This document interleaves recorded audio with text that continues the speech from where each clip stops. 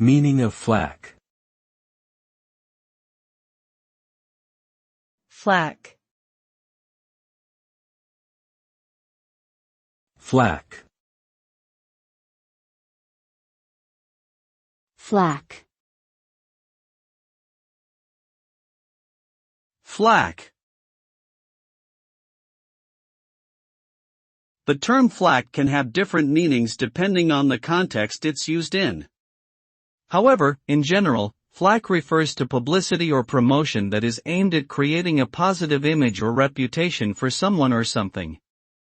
This can involve various tactics such as media coverage, advertising, and public relations.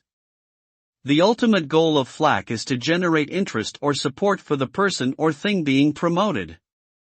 Overall, flack is a term commonly used in the world of marketing and communications to describe the efforts made to enhance public perception.